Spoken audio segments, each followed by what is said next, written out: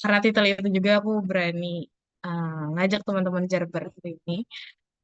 Kalau misalnya nanti ada satu saat di mana aku blunder atau kaku atau gimana, boleh tolong dibantu dan langsung on mic aja, karena takutnya nggak kebaca kalau di chat.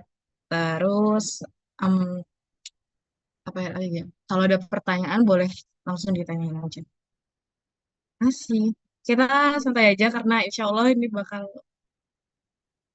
cukup lama. Ingat besok mau tutor juga. Salah. Oke, oke. Ya, udah kelihatan mau share screen-nya? Oh, Udah. ya udah.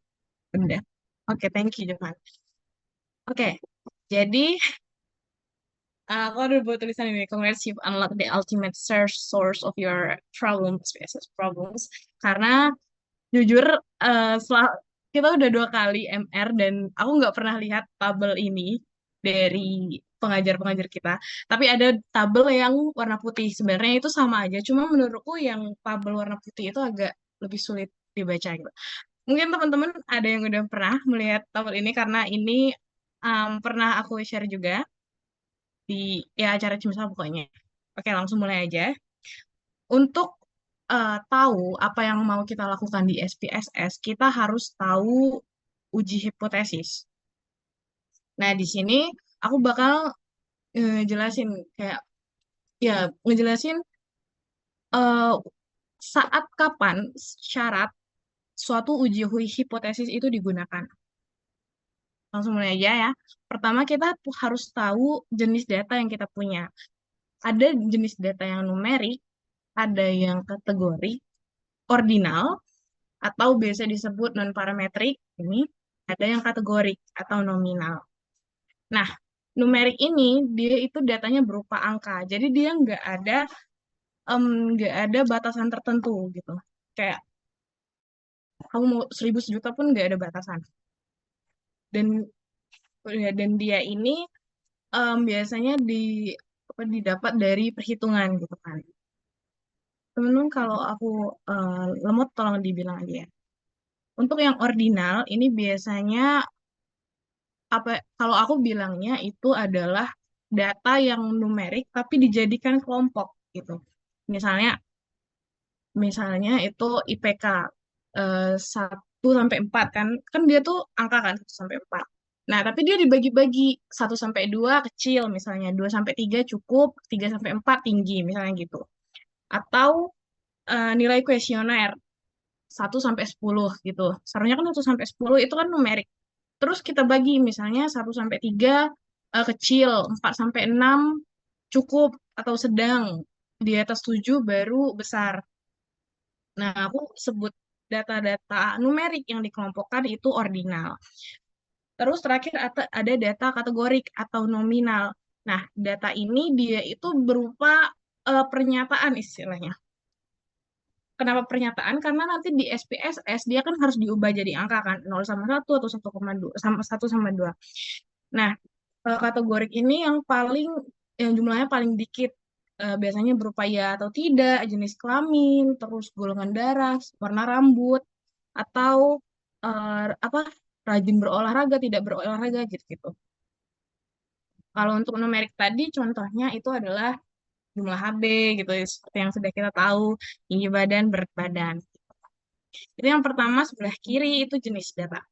Terus kita harus tahu jenis hipotesis apa yang mau kita pakai. Apakah komparasi atau korelasi? Yang komparasi ini kita membandingkan bisa 2 kelompok atau lebih dari 2 kelompok. Yang korelasi ini kita menghubungkan. Nanti ujung-ujungnya kita bakal dapat R atau apa sih R? Eh, koefisien korelasi. Nah, jadi misalnya bukan jadi misalnya, tapi masalahnya nggak semua judul paper yang awalnya hubungan itu selalu korelasi. Contohnya, aku udah buat contoh, misalnya hubungan durasi bermain gadget dengan ADHD. Kalau hub- apa namanya, kalau kalimatnya gitu, kita bakal ngelihat durasinya yang 1 jam, 2 jam, 3 jam misalnya. 1 jam, 2 jam, 3 jam. Terus kita hubungkan apakah anak-anak, apakah sampel-sampel yang kita uji itu mengalami ADHD misalnya. Itu adalah komparasi. Kalau misalnya judulnya adalah hubungan eh, ADHD dan durasi bermain gadget. Nanti bakal kelihatan sampelnya itu kita pakai semua anak yang udah ADHD. Jadi apakah rasionya itu bernilai positif atau negatif? Jadinya gitu kalau korelasi. Terus untuk yang komparasi ini kan dibagi lagi jadi yang tidak berpasangan sama yang berpasangan. Yang tidak berpasangan ini adalah data-data yang diambil dari sampel yang berbeda. Jadi contohnya eh, kita mau ngambil data HB, leukosit, sama trombosit di 50 orang, tapi yang kita ambil leukosit cuma 20 orang, trombosit 20 orang, leukosit 10 orang. Itu namanya tidak berpasangan. Kalau berpasangan, kita ambil data HB, leukosit, sama trombosit di ke-50 orang tersebut. Atau kalau data yang lain misalnya pretest post-test, itu kan satu sampel ya, kita ambilnya dari satu sampel. Kalau yang tidak berpasangan ini yang apa namanya yang datanya ya bukan dari satu sampel gitu. Nah, terus em, masing-masing dari uji hipotesis komparatif tidak berpasangan dan berpasangan ini dibagi jadi dua. Ada yang dua kelompok aja, ada yang lebih dari dua kelompok. Pertama kita masuk ke yang eh, uji hipotesis komparasi tidak berpasangan kelompok. Atau kalau nggak salah bahasa dokter, bahasa Prof Diah itu dua kelompok saling bebas. Ya, pertama kita masuk ke uji T independen atau unpaired t-test. Nah, unpaired t-test ini dia bakal menguji data numerik dan numerik yang distribusinya normal. Kalau misalnya distribusinya nggak normal, kita turun ke bawah. Kita pakai Mann-Whitney. Mann-Whitney ini kita bakal pakai kalau data yang kita punya jenis datanya itu yang berupa ordinal atau rasio atau interval gitu. Nah, kalau kategori baru kita pakai chi-square. Kalau misalnya chi-square hasilnya aneh gitu ya, kita turun lagi pakai Fisher. Jadi prinsipnya itu kita cari ini dulu, yang kiri dulu, terus komparasi atau korelasi, berpasangan tidak berpasangan, dua kelompok atau lebih, kalau nggak bisa kita turun ke bawah. Oke, kursornya kelihatan kan ya? Kelihatan nggak? Oh, anggap iya ya. Oke, nah itu tadi yang pertama apa namanya uji dua kelompok saling bebas. Terus kita masuk ke uji dua kelompok berpasangan.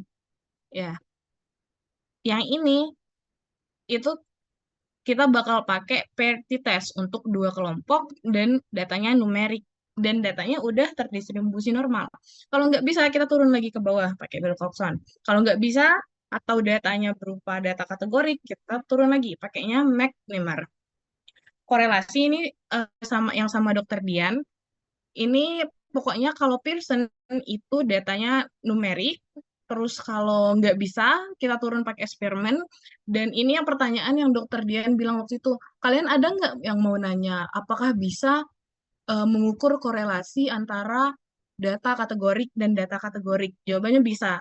Dan pakainya setahu aku ini adalah pakainya koefisien kontingensi lambda.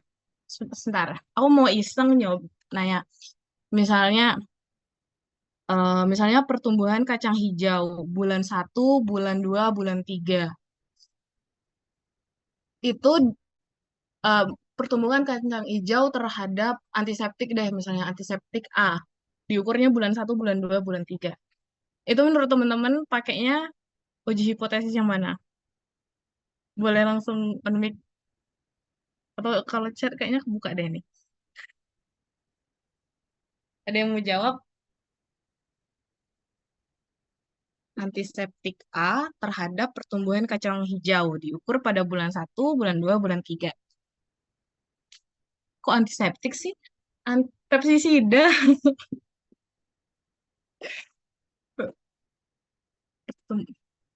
Gimana? Kalau enggak, kita bahas bareng-bareng kan.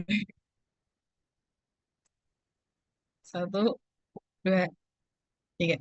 Oke, jadi pertama kita harus tahu dulu pestisida. Ya udah pestisida. Terus variabel terikatnya berarti itu kan pertumbuhan tinggi kacang hijaunya. Diukurnya dalam senti, datanya numerik.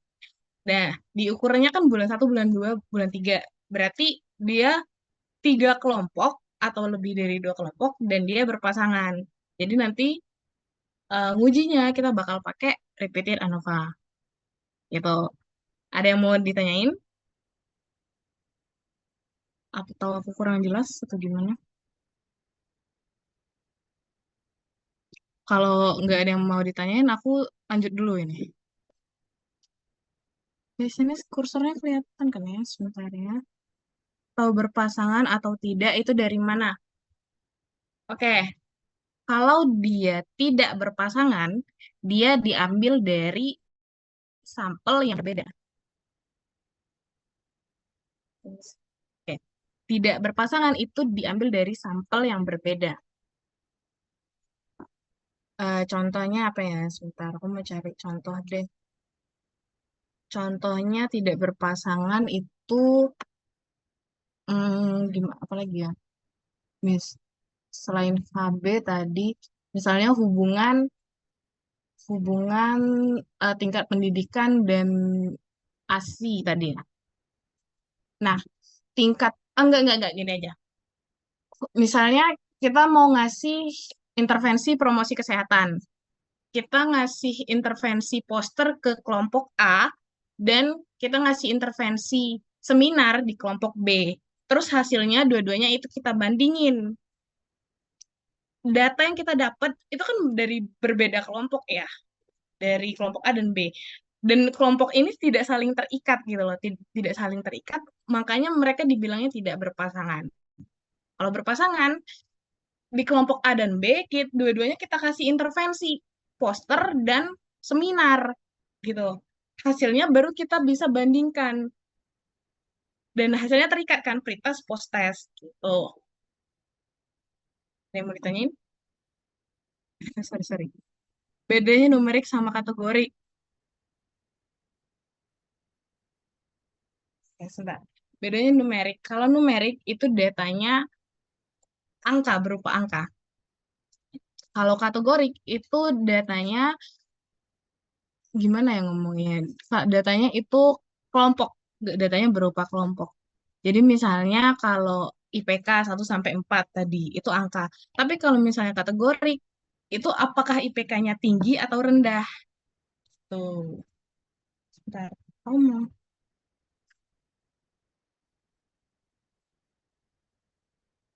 nanti kalau sampel beda. Oke, tuh. Kok bisa lebih dari 2 kelompok?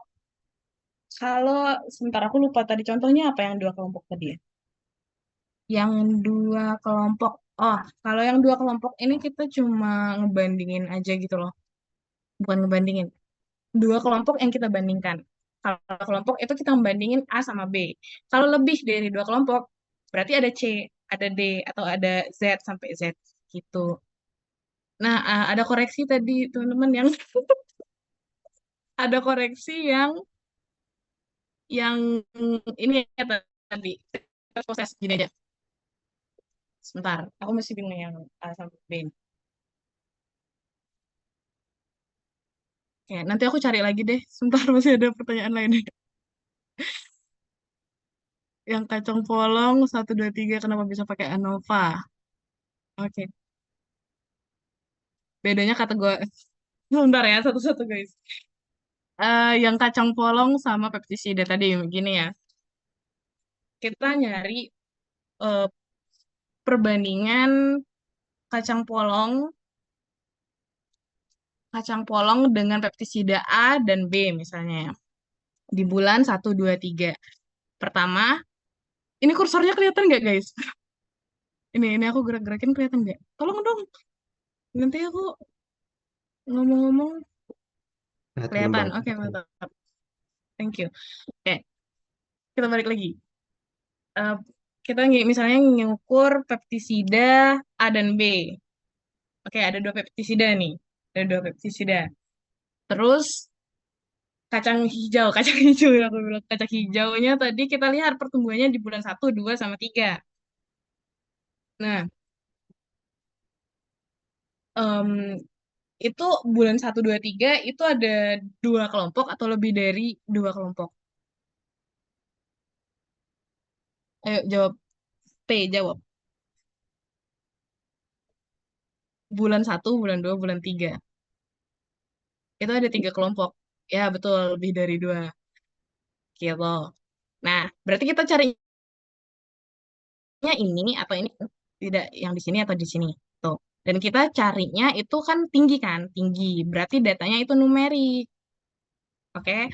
Kecuali kalau kita mau nyari misalnya dengan tinggi di atas 10 cm dan tinggi di bawah 10 cm. Itu jadinya ordinal. Apakah Cun? Gimana? Oke, Cun ya. Terus sampai mana lagi tadi? Berarti numerik kan, numerik lebih dari dua kelompok. Berarti pilihan kita antara one way sama repeated kan. Terus kita ini tadi kacang polongnya nih satu kacang polong kan yang kita uji. Satu satu kacang polong kita uji di bulan satu, bulan 2, bulan 3. Karena sampelnya sama, berarti kita pakai yang berpasangan gitu. Dapatlah kita repeated ANOVA. Kecuali misalnya bulan satu kita ukur kacang polong satu, bulan 2 kita ukur kacang polong dua, bulan 3 kita ukur kacang polong tiga. Nah itu jadinya yang lebih dari dua kelompok tidak berpasangan numerik. Jadinya one way ANOVA. Gitu. Udah. Oke, oke, mantap. Oke, ada lagi nggak yang belum kejawab tadi? Bedanya kategorik ordinal sama yang enggak. Ini yang mana, guys? Kategorik ordinal sama yang enggak. Sebentar, yang kacang polong, kacang hijau tadi udah oke belum? Kelompok A dan B itu pakai yang bulan. Oke, oke, kita cari soal lain sebentar ya. Aku mau cari soal lain. Misalnya, sebentar, bingung deh. Misalnya, jumlah, eh, sebentar ya. Kita cari contoh soal lain biar lebih cun. Misalnya, gaya belajar visual dengan IPK. Gaya belajarnya, enggak. Gaya belajarnya ada tiga, pakai visual, audio, sama kinestetik. Terus IPK-nya aku buat tiga ini juga, tiga kelas. Rendah, cukup, tinggi. Itu menurut teman-teman pakainya yang mana? Jawab, P jawab. Ga- Gaya belajar. Langsung ini aja guys, langsung uji hipotetisnya yang mana gitu. Jadi gaya belajar ada tiga, terus apa namanya IPK-nya ada tiga juga, kecil, sedang, besar. Gaya belajarnya audio, visual, kinestetik. Gimana?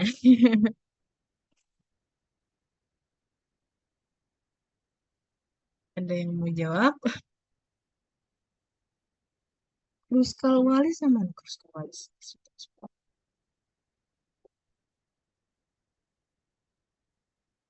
Mana Kruskal Wallis? Aku lupa. Oh, ini, oke.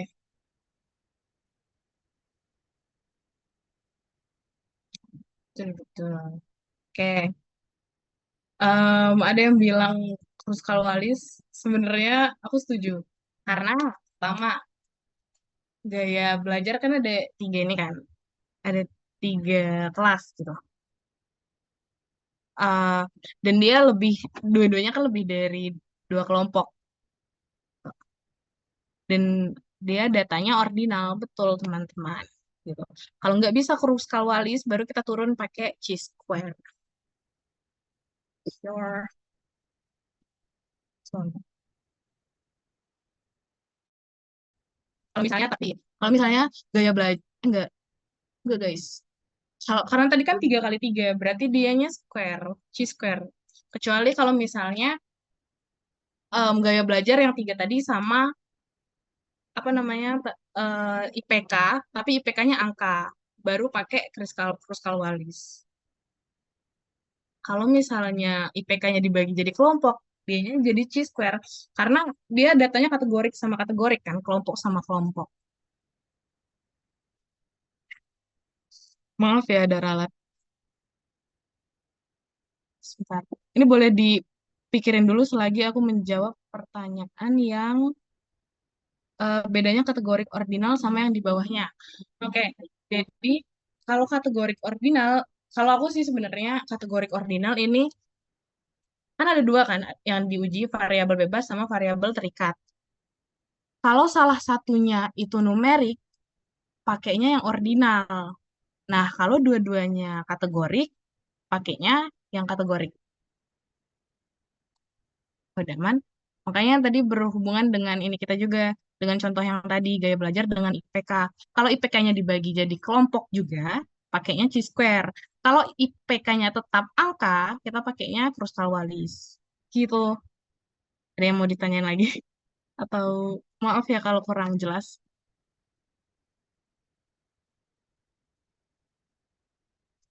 Bedanya numerik sama nominal. Numerik itu angka yang ini. Angka, pokoknya dua-dua variabel bebas sama variabel terikatnya angka. Kalau yang nominal itu kategorik. Dua-duanya kelompok. Gitu. Lagi, kenapa nggak berpasangan? Yang IPK tadi ya. Oke.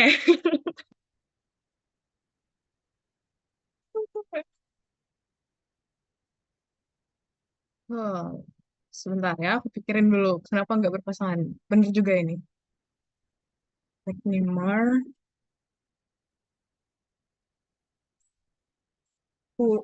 Jadi kalimatnya hubungan gaya belajar dan IPK ya. Hubungan gaya belajar terhadap IPK. Jujur, eh, ini V.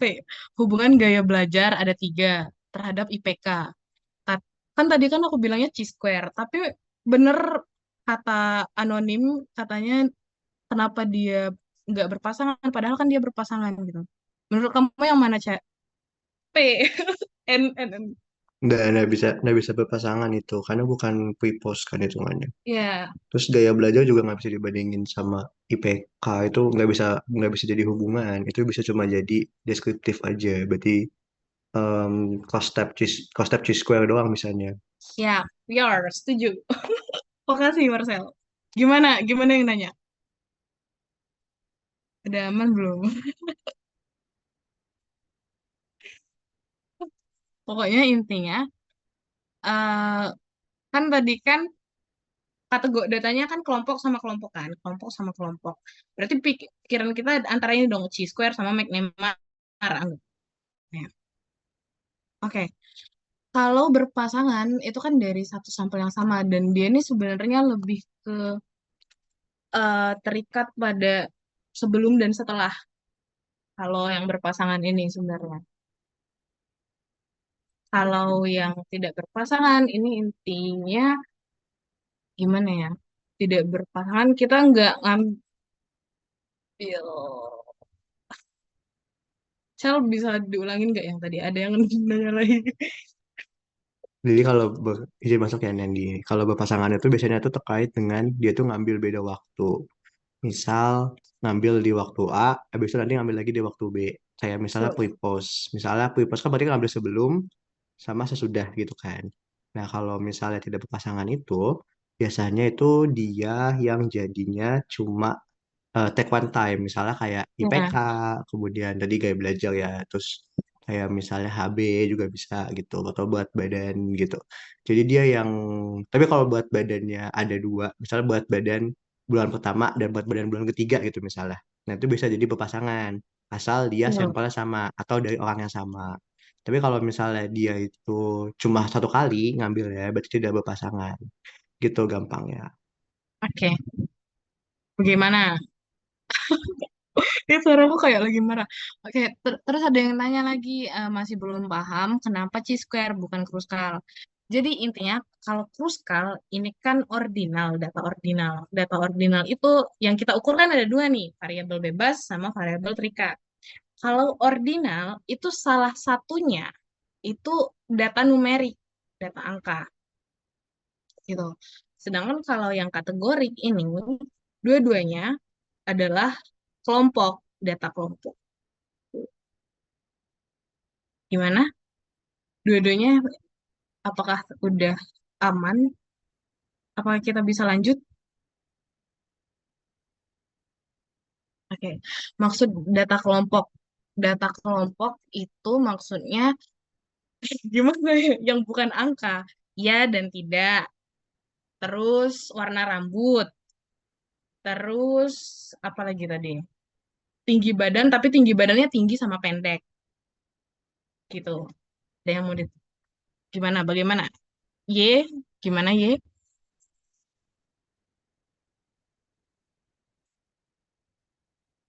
Oke, oke, udah aman. Kita bisa pindah nggak dari bagian ini, dari tabel uji hipotesis? Lalu ada yang mau ditanyain lagi?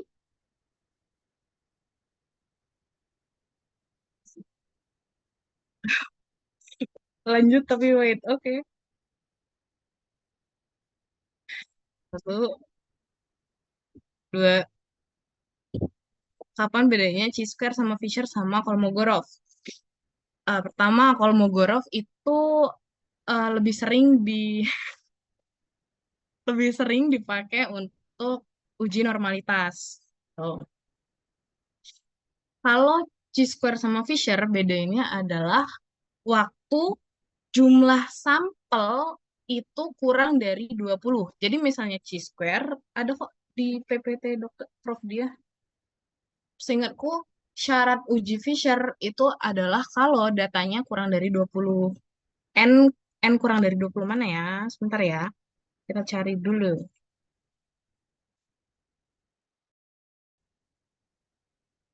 Sebentar, sebentar, sebentar, sebentar. Yep, ini. Tuh, yang ini nanti. Pokoknya ini gitu.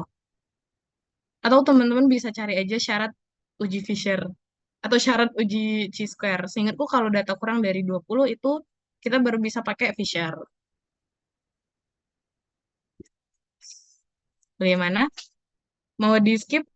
Mau dilanjut? Atau masih stuck di sini? Atau ada rencana judul nih, terus kita bahas bareng-bareng di sini. Boleh. Mumpung masih jam 8. Satu lagi kalau terdistribusi normal sama tidak normal. Oke, kalau data terdistribusi normal itu sebenarnya ada di bawah lagi nanti. Tapi intinya kalau data terdistribusi normal itu bentukan datanya bell shape gini. Gini yang uh, gini ya. Artinya data itu kebanyakan berkumpul di dekat median, sama modus. Makanya datanya ini tinggi di sini nih, tinggi di bagian tengah. Tuh. Terus di akhir sama di awal dia melandai. Tuh. Apakah udah aman?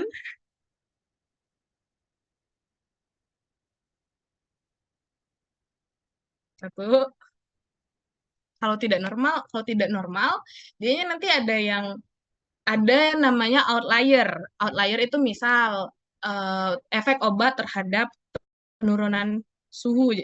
Misalnya penurunan suhunya ada 2,1 derajat, ada yang 2,12, ada yang 2,07. Terus tiba-tiba ada yang muncul, dia langsung ngurangin suhu 3 derajat.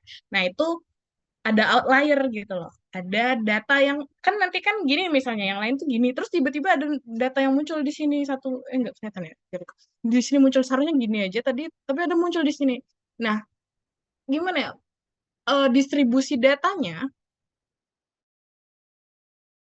nanti nggak bell shape gitu loh. Ada tiba-tiba data yang nggak ngebuat kurva itu jadi bentukan bell. Tiba bentuk bentuk grafiknya bukan gini nanti. Ada yang gini atau apa namanya?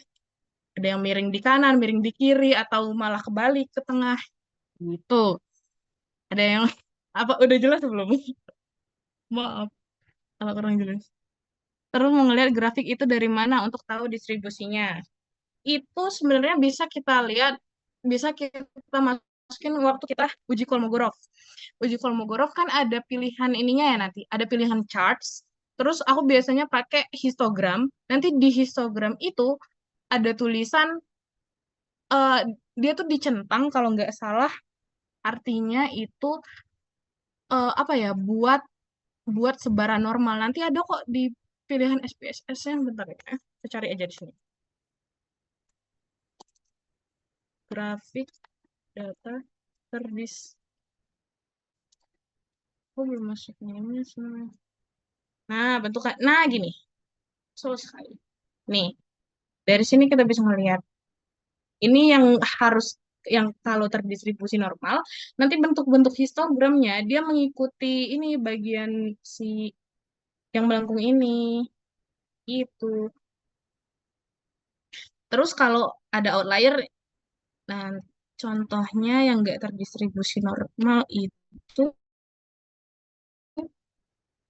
sebentar, di, coba kita cari. Ini contohnya. Ini udah rapi nih. Terus ada ini yang muncul di sini. Itu yang tidak terdistribusi normal. Ada yang mau ditanyain lagi? Atau kita bisa lanjut dari tabel ini?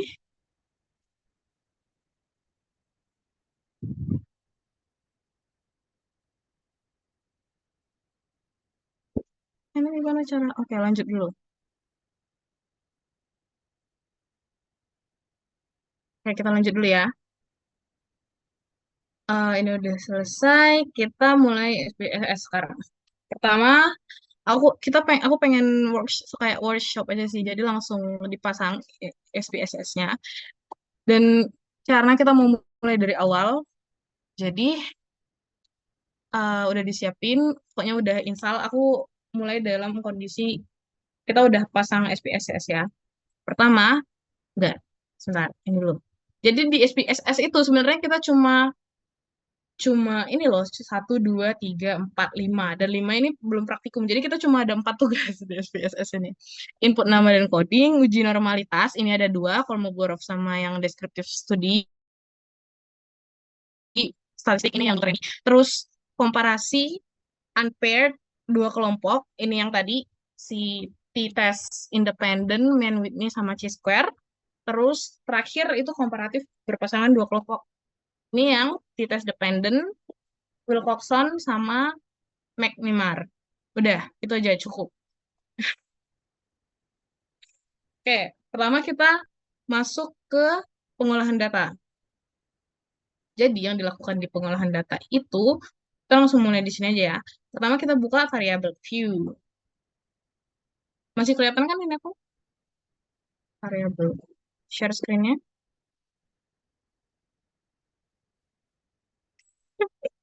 Oke, masih kelihatan.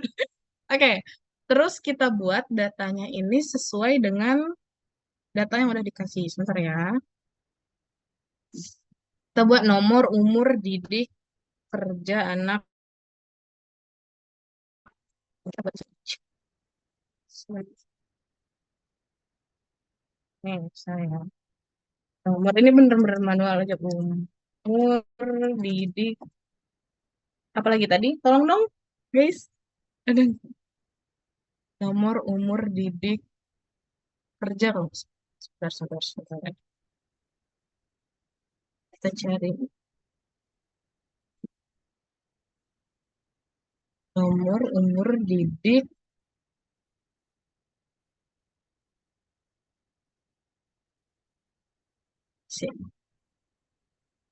kerja, ya, anak, spasi. Dan nah dia ini nggak bisa dispasi, jadi tidak usah spasi, makanya jelek eksklusif. Terus HB, HBB bayi, sama data yang baru itu ada HB setelah ya. HB setelah, satu lagi, apa satu lagi tadi? Satu lagi adalah ASI setelah. ASI setelah. Nah, habis itu teman-teman ke yang bagian desimal dulu. Karena apa? Karena yang with ini nggak akan bisa berubah kalau desimalnya nggak berubah. Nah, desimal ini sebenarnya hanya apa ya, mengindikasikan ada berapa koma sih di data kita. Kalau yang data yang kita punya sekarang itu nggak ada yang punya koma kecuali KB. Jadi diubah aja dulu jadi nol kecuali KB. Sebentar ya. Nol. HB-nya untuk tahu ini nol atau satu atau dua atau 1000 itu lihat aja ada berapa angka di belakang koma. Jadi kita kayak ngelihat satuan komanya gitu loh. Gitu. Satu, ini nol. Habis setelahnya juga dua ya. Dua. Ini nol. Gitu. Nah, kalau udah bisa, kita bisa ubah yang weight ini. Weight ini adalah kalau aku nyebutnya ada berapa sih jumlah angka yang ada di data kita. Kalau nggak salah nomor itu kan paling besar itu kan 50, berarti ada dua gitu. Terus yang umur juga ada dua, yang didik dua, eh satu, satu. Didik satu, karena dia berupa nol sama satu kan, jadi hanya satu satuan gitu. Kerja juga ada satu, anak satu, dua, tiga, empat, tapi jumlah satuannya cuma satu gitu loh. Ini jadi satu. HB, sini ada tiga ya. 10,4 gitu kalau nggak salah.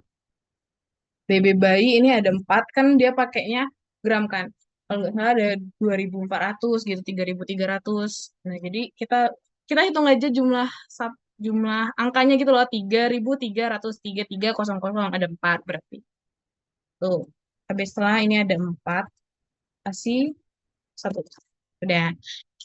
Untuk label ini adalah penjelasan lebih lanjut dari yang nama. Jadi karena di nama tadi kita bahkan nggak bisa spasi, kita jelasin aja di sini umur, usia ibu misalnya. Terus tingkat pendidikan terakhir. Ini tergantung kita juga mau isinya apa aja. Status pekerjaan dan lain-lain. Ini mau diselesaikan atau gimana guys? Untuk value ini dipakai untuk data-data kategori. Sebentar. Jadi contohnya ini tingkat pendidikan. Kan adanya SD, SMP, SMA, sama S1. Nah, nggak di SS ini kita cuma apa ya, menganalisis nilai. Jadi, apa namanya? Jadi, data yang kita masukin ya berupa angka gitu. Nah, untuk penomorannya, pemberian value-nya, itu sebenarnya kita sesuaikan dengan hipotesis kita. Misalnya, kalau di sini semakin rendah tingkat pendidikan, semakin kecil kemungkinan dia memberi ASI eksklusif. Jadi, kita buat yang SD itu kosong atau satu. Terus yang SMP 2, SMA 3, yang udah kuliah 4 gitu. Lain lagi misalnya semakin rendah, misalnya semakin rendah tingkat pendidikan, semakin banyak waktu luang dia misalnya. Nah, kalau di situ misalnya, sebentar, semakin rendah tingkat pendidikan, semakin banyak waktu luang. Di situ berarti SD-nya kita buat 4 kan, karena yang, apa namanya, yang gimana ya, kalau dari Prof. Dia, itu yang paling rendah, nilai paling rendah, itu adalah nilai yang faktor risikonya paling tinggi. Jadi, tapi sebenarnya coding aja gitu loh. Dan ini tergantung researchernya mau ngasih nilai berapa gitu. Atau lain-lain.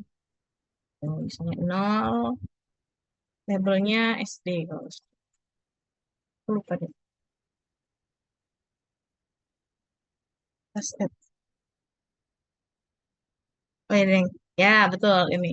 Satu value tadi ini kan SMP gitu. Dua misalnya SMA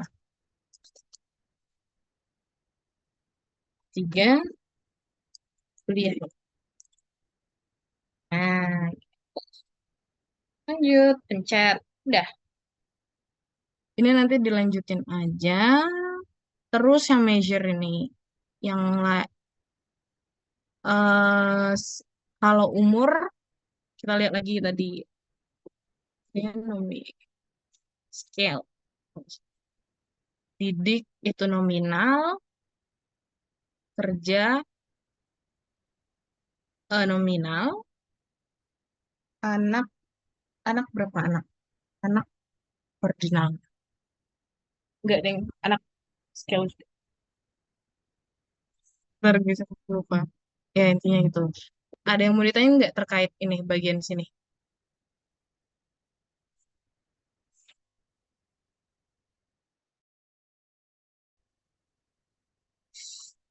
Nah, ada yang mau ditanyain di bagian sini?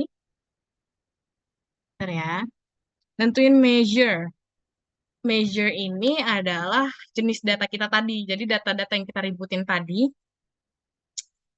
kayak, bentar. Kan measure ini ada tiga ya, scale, ordinal, sama nominal. Ordinal tadi yang numerik tapi dijadiin kelompok. Kalau yang nominal itu yang kategori. Oke, kalau yang scale itu yang numerik. Udah itu aja. Scale itu numerik.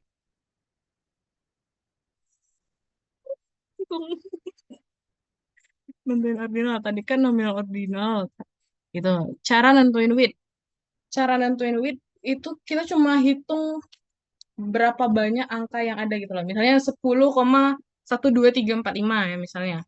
10, 10, koma, komanya 1, 2, 3, 4, 5. Berarti ada 7 gitu widthnya. Terus di desimal, karena ada 5 angka di belakang koma, berarti di desimalnya kita buat 5 gitu. Kemarin isi Pelu Didik SD 1 kenapa nggak mulai dari nol? Nah, eh, kemarin kan ada yang nanya ya, kenapa kenapa yang didik ini SD mulai dari 1? Itu se setangkap aku, Prof dia bilangnya itu sebenarnya apa ya? Aku nggak ingat sebenarnya jawabannya apa, jawaban presisinya apa, tapi intinya eh, gimana? Aku nggak tahu sih. Nol itu, kalau aku menganggap nol itu yang nggak sekolah sama sekali gitu loh. Jadi beliau menganggap orang ini udah SD, minimal SD.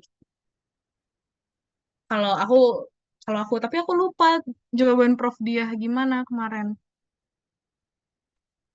Alka deh yang nanya kemarin. Jadi siapa tahu Alka tahu. Alka ada nggak di sini? Ada yang mau ditanya lagi? Yang nanya SD 1 kenapa nggak dari nol ini, apakah udah oke belum? Udah aman belum?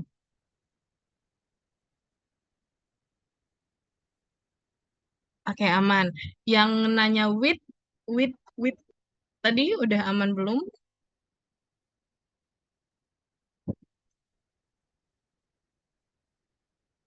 Oke, yang ordinal nominal. Yang aku tahu ya, ordinal ini angka dijadiin kelompok. Ada nggak ya di sini? Sebentar. Kita cari yang udah jadi deh. Sebentar guys, maaf guys. Sebentar, sebentar. Oke, kita cari yang sudah jadi dulu. Iya, nggak ada datanya. Nggak ada data ordinal. Ini HB kan tadi kan numerik kan. Jadi dianya adanya scale di SPSS ini nggak ada numerik. Betul. Umur juga scale, baby bayi juga scale. Didik tadi kan iya dan tidak, berarti dia kategorik atau nominal. Terus kerja iya dan tidak, dia kategorik, berarti nominal. Terus anaknya anaknya kan nggak dikelompokin tadi. Terus kenapa ini nominal? Aku nggak tahu ini. Tapi ini kayaknya belum ku ganti aja deh yang anak nominal ini. Asih, iya dan tidak, jadinya dia nominal. Sebenarnya nggak terlalu berpengaruh dengan hasil analisis sih yang measure ini harusnya. Iya kan? Nah, iya ampun. Sebentar ya. Oh, berpengaruh. Ini bener nggak, Cel, yang anak ini nominal? Scale ya seharusnya. Enggak. Scale, scale, scale. Scale kan, ya kan? Heeh. Kadang angka. Belum ku ganti. Gimana, guys? Sorry, itu tuh bakalan ngaruh karena prof dia itu mainnya related sample. Jadi nanti kalau misalnya si uji komparatif kan, nah beliau tuh mainnya pakai yang apa sih related sample kan, Mm-mm. analisnya. Jadi Mm. kan, jadi kalau misalnya salah, nanti kan Mm-mm. asal analisnya juga salah, nanti jadinya beda Mm. gitu. Takutnya Mm. nanti yang teman-teman yang lain bingung aja pas ujiannya. Kalau kalau mungkin kalau kamu bisa nyesuaiin gitu kan. Kalau itu kan nanti dia lihat sampel tuh, prof dia mainnya. Takutnya dia Ya. salah Mm. gitu. Oke. Thank you, thank you. Kalau scale aku ulangin lagi ya. Scale itu numerik, ordinal itu numerik yang dijadikan kelompok, kalau nominal itu kelompok. Gimana? Bagaimana teman-teman? Udah jam setengah 9? Nggak yang ordinal. Ini yang ordinal ada. Tapi di data kita kali ini nggak ada yang ini. Nggak ada yang ordinal. Kok umur sih? Paling ini deh. Nah, ini belum ku ganti semua nih. Umur harusnya umur grup harusnya ordinal. Ini belum ku ganti. Haha, ordinal. Ya, betul sekali. Gimana teman-teman? Ada yang mau ditanyain lagi? Kenapa didik bukan ordinal? Kalau didik yang ini kan, didik dia kan tingkat pendidikan kan, SD, SMP, SMA, kuliah. Jadi cuma ada ini loh, cuma ada 4 kelompok, cuma ada 4 kelompok. Makanya dia nominal, kecuali didik yang grup, didik yang bentar, didik yang grup ini masuknya nominal kan? Atau iya Lupa. nominal. Tidak, ya kan, jadi didik grup ini kan yang tidak lulus pendidikan dasar ya, tidak lulus pendidikan dasar sama sudah lulus, jadinya nominal. Nah, didik bukan ordinal, bukan, bukan, no, no, karena didik itu SD, SMP, SMA, kuliah, bukan 1, 2, 3, 4. 1, 2, 3, 4 itu kita pakai sebagai value aja, sebagai nama, karena di SPSS nggak bisa menganalisis kamu SD, kamu SMP, kamu SMA gitu. Oh, ordinal ya. Oke. Ordinal, ordinal. Ordinal ya. Karena dia punya hierarki. SD, SMP, SMA itu kan nunjukin dia itu tingkatan Hmm? kelas kan. Mm-mm. Jadi harusnya ordinal. Ah, iya Even dia benar-benar. SD, SMP, mungkin dia kayak beda kategori, tapi dia tingkatan hierarki. Jadi tetap pakai ordinal. Oke. Kalau yang didik grup ini Nominal, nominal. nominal benar kan? Oke, makasih guys. Maaf, aku tidak melihat soalnya ini. Gimana? Ada lagi yang mau ditanyakan? Ini belum berarti juga ya.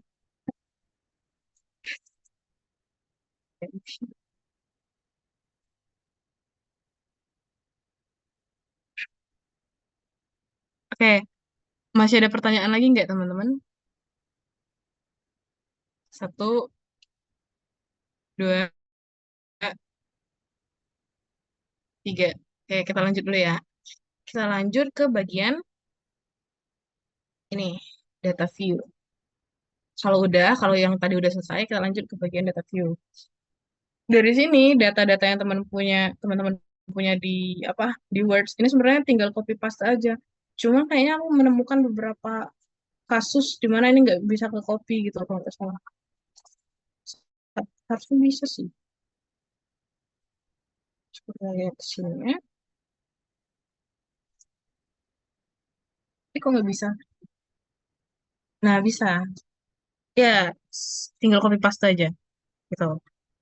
Kalau udah, kita masuk ke proses coding. Coding itu kita ngelompokin data yang kita punya sesuai dengan apa yang kita mau gitu loh. Jadi bebas sebentar.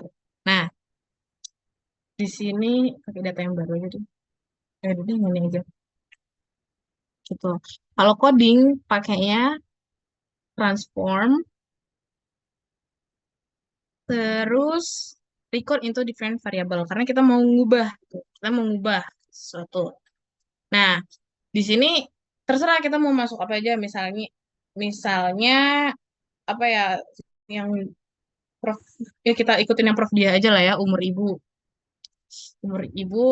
kita ubah jadi umur grup kayak umur baru umur umur baru namanya label label latihan umur grup bebas terus old and new value. Nah, di bagian sini itu yang bikin bingungin ini mungkin range. Jadi range itu ada tiga, ada yang lowest yang sering pakai itu lowest, highest, sama yang range aja gitu. Kalau yang lowest ini kita pakai dari misalnya kalau umur itu kan yang paling rendah, enggak, bukan, sorry. Range itu tergantung kita kan mau ngebaginya jadi kelompok-kelompok apa. Kalau Prof dia lagi-lagi itu ngebaginya di bawah 20 sampai 30 sama di atas 31 kan. Nah, itu tinggal dimasukin aja gitu loh. Misalnya yang pertama yang lowest dulu deh, lowest itu berarti dia ngitung dari angka itu ke belakang. Jadi misalnya ada yang lebih muda dari 19, 18, 17, 16 masuk di kelompok ini. Tadi all value-nya ini nggak usah diisi rasanya. Terus yang value kita masukin jadi 0 atau 1 bebas teman-teman. Tapi prof dia ini 1 ya kalau nggak salah. Itu add aja di bagian sini. Lanjut yang bagian 20 sampai 30. Nah, kalau 20 sampai 30 mainnya di range 20 sampai through 30 gitu. Misalnya terus kita new value-nya 2 misalnya. So, yang highest kita mulai dari angka itu sampai angka ke atasnya. Jadi 32, 33, 34, 35 dan seterusnya itu masuk di bagian highest ini. New value-nya kita masukin aja coding untuk kelompok dengan umur di atas 31 itu kelompok 3 misalnya. Tinggal add, habis itu atau variable sebentar ya, untuk kelompok. Oke. Habis itu continue. Kalau udah tinggal ini, sebentar guys.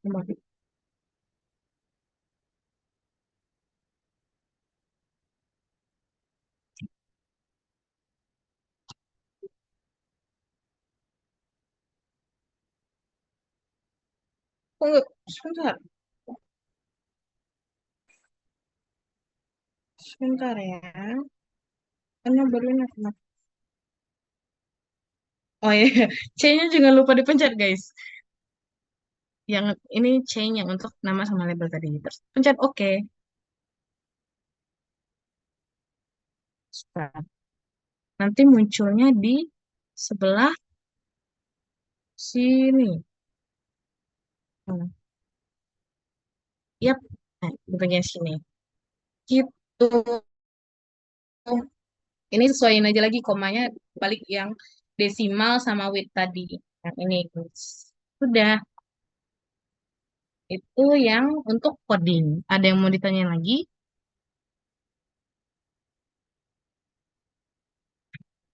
Tujuan dari recode into different variable. Sebenarnya ini berhubungan dengan tipe-tipe data kita tadi. Apakah kita mau datanya sebagai apa namanya, sebagai numerik aja, atau sebagai ordinal, atau sebagai kategori gitu. Dan udah sih itu aja. Ah, tujuan record itu aja. Jadi ujung-ujungnya nanti bakal disesuaikan lagi dengan uji hipotesis apa yang mau kita pakai. Gimana? Bedanya sama record into same variable. Nah, jujur guys, aku nggak tahu kalau record into same variable nih. Soalnya, Cel tahu nggak Cel yang ini? Record into same Makan variable. record itu yang variable ini sempat dipakai di kelas tuh buat apa ya? Lupa deh. Tapi pernah dipakai kayaknya tuh kalau misalnya dia itu tuh sebenarnya sama-sama aja. Hmm. Tapi Hmm. dia tuh mau ngebuat kategori baru gitu loh. Oke. Cobain deh. Cobain yang apa ya? Apa? Di grup coba. Jadi grup, jadi grup kan udah ini, udah dua. Terus apa yang mau kita lakukan di sini? Oh, kayaknya ini enggak sih? Misalnya satu enggak. Iya, iya, ayo gini-gini. Satu jadi nol gitu misalnya. Ya, itu Nah gitu. maksudku. Gitu, gitu doang. Makanya yang sama Heeh. tapi jadi grup baru gitu. Kemarin tuh ada apa ya? Jadi salah kode. Abis itu udah top dia tuh kayak dibalikin jadi apa gitu. Ya jadi benar. Jadi misalnya awal tuh nol terus mau jadi satu gitu. Ya, Sebenarnya pakai betul. different code juga bisa sih, tapi Mm-mm. ya sama-sama aja sebenarnya. Itu maksudku sama aja. Belum balik lagi. Gimana guys, teman-teman?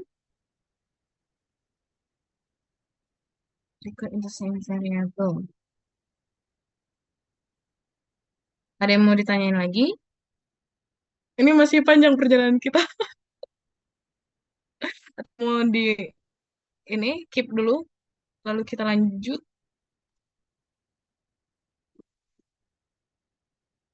Oke, lanjut ya. Sebentar, kalau kita lanjut ke bagian yang pertama, uji normalitas. Oke, untuk uji normalitas kita kayak yang tadi, yang bell shape, nanti bakalan ketemu bell shape, terus Kolmogorov sama analisis deskriptif. Kita pertama yang analisis deskriptif dulu ya, karena ada analisis deskriptif, terus frekuensi, terus kita masukin variabel, ini aku udah coba misalnya umur ibu tadi. Terus aku sering ketukar itu di sini. Di bagian kanan itu pencet statistik.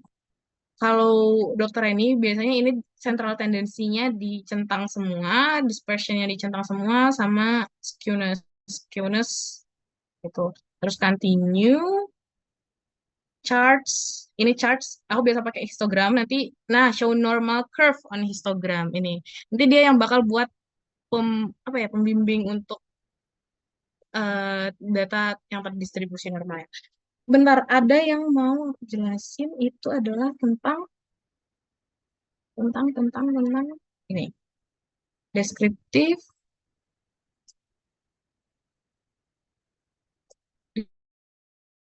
Oh, ini terus ketutup semua. Tentang deskriptif.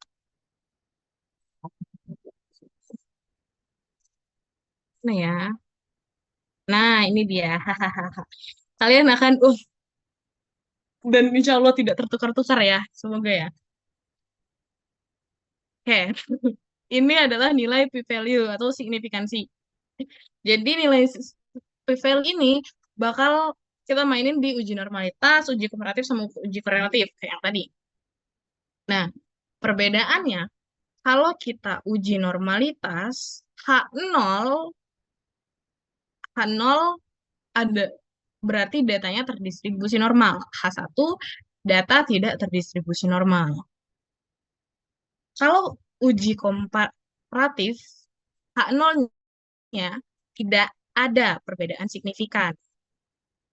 Kalau H1-nya uji komparatif itu ada perbedaan signifikan. Korelasi karena belum belajar, jadi kita skip aja dulu. Gitu.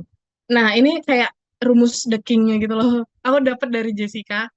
Katanya yang nol itu lebih besar, satu malah lebih kecil. Jadi ingat aja Jessica kalau ini, kalau bingung. Ini lebih kecil dari 0,05, tapi balik ke Jessica lebih besar. Berarti berarti terima gitu. Terus misalnya kalau lebih kecil ingat Jessica lagi.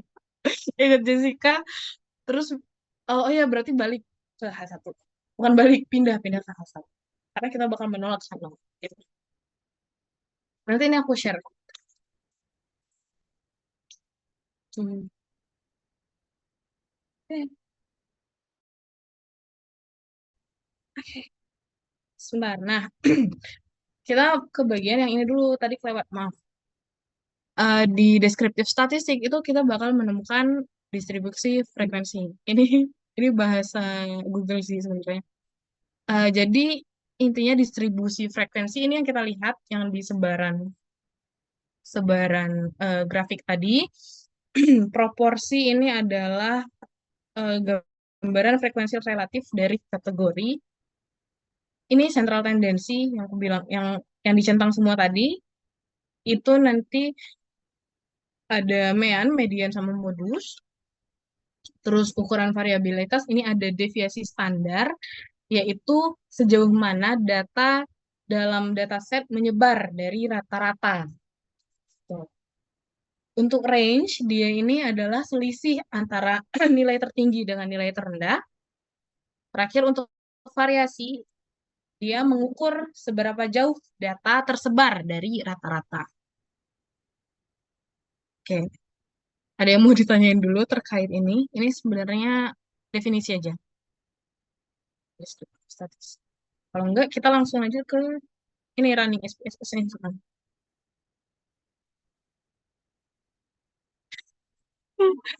Boleh deh kalau mau share sekarang, biar gak lupa.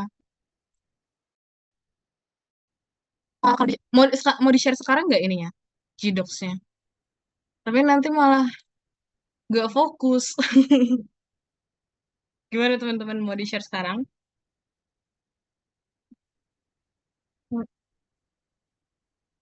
Sih. Mau share di ini aja kali ya.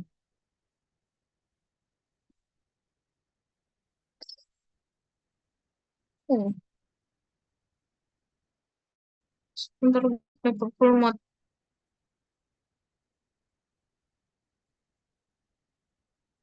Nanti aja deh. Maaf ya. Soalnya lemot banget ini laptop.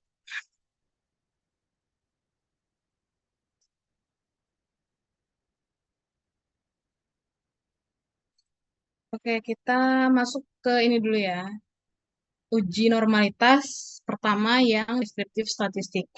Dari deskriptif statistik, terus frekuensi, terus,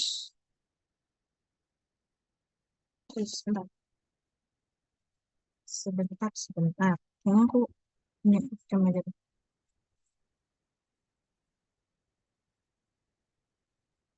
Nah, sebentar guys, aku off cam aja ya. Ya, saya lemot banget. Kita coba yang apa? Mau yang mana guys? Jumlah HB deh, atau umurku ya udah. Masukinnya tinggal gini aja. Kayak jumlah HB, kita coba yang jumlah HB sekarang. Statistik tadi, central tendensinya dicentang semua, terus ini dispersion dicentang semua, distribusi, skewness boleh dicentang, boleh enggak. Tapi aku iya. Charts bebas. Ini grafik. Kita terserah kita nyamannya pakai grafik yang mana. Centang, gimana? Format, sorry, kalau nggak salah di format ini udah aman. Udah sih gitu. Nah, oke. Terus dia langsung nyambung ke jeng-jeng bagian sini. Di sini kita bakal melihat, terus kita bakal melihat, lupa deh, tunggu, tunggu, tunggu. Kita ngelihat,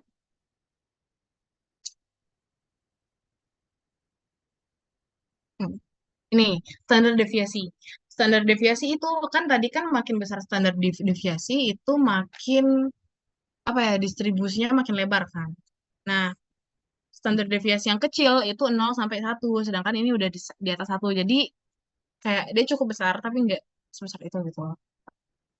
Nah, terus sebenarnya kita bakal ngeliat ini sih nilai minimum, maksimum, dan sebenarnya descriptive study ini, statistik itu bakal kelihatan kalau kita langsung uji Kolmogorov. Kalau uji Kolmogorov itu pertama, sebentar kita ininya dulu ya. Oke, syarat uji Kolmogorov. Pertama, ukuran sampelnya itu Kolmogorov Smirnov biasanya lebih dari 30, tapi dia bisa juga untuk yang kecil atau yang sangat besar. Terus datanya harus continue atau numerik. Terakhir dia harus eh, sebentar, harus datanya harus observe data. Correct. Pokoknya nanti kirim aja. Nah, caranya itu adalah analyze, terus descriptive statistik, habis itu explore. Habis itu kita masukin ini mana yang mau kita uji, masukin, lihat di bagian statistik, nggak ada yang mau dipencet, plots. Plots yang dicentang ini deskriptif, normality plot with test, sama faktor loss level. Terus continue, displaynya both aja, oke. Nanti munculnya langsung ini guys. Ya, nah ini. Itu. Di sini kita bakal ngeliat pertama itu adalah nih, nilai signifikansinya. Kalau yang Kolmogorov Smirnovnya, kalau kurang dari 0,01 tadi berarti yang tadi P, aku lupa, lebih dari, kalau lebih dari 0,05 berarti datanya terdistribusi normal kan? Bukan salah. Karena 0,001 ini kurang dari 0,05 atau apa, berarti datanya tidak terdistribusi normal. Kita menolak H0, jadi kita ngambil H1. H1-nya adalah data terdistribusi tidak normal. Sebentar ada yang ini. Ini harus diulang ya. Oke, kita ulang ya. Yang Kolmogorov aja ya, teman-teman. Selamat banget nih. Oke, pertama, analyze. Analyze, deskriptif statistik, geser kanan, explore. Terus explore, kita masukin variabel yang mana yang mau kita ukur gitu. Stat- Terus pencet yang plots. Sebentar aku lupa juga. Ya, betul, plot. Plots terus centang deskriptif, stem and leaf sama histogram. Normality plot with test, ini centang juga sama box plots, ini faktor level together. Together. Continue, displaynya both. Udah, oke. Terus kita pencet oke. Udah, munculnya gini. Nah, ini deskriptif yang kita cari di bagian awal tadi sebenarnya, di yang ini loh. Yang nah ini. Nih, sebenarnya kan median, SD di sini semua. Hmm. Nah, ini, gitu. Tapi di Kolmogorov kita lihatnya nilai signifikansi. No, kurang dari 0,01. Nanti balik ke tabel yang tadi, tabel yang pertama tadi. Kalau P lebih lebih kecil dari 0,05, diuji normalitas, dianya eh, data tidak terdistribusi normal. Tuh. Gimana teman-teman? Bayesian yang mana Bayesian?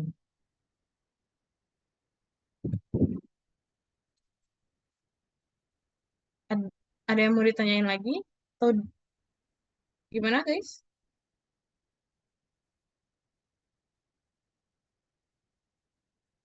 Kalau nggak ada, aku langsung lanjut ya.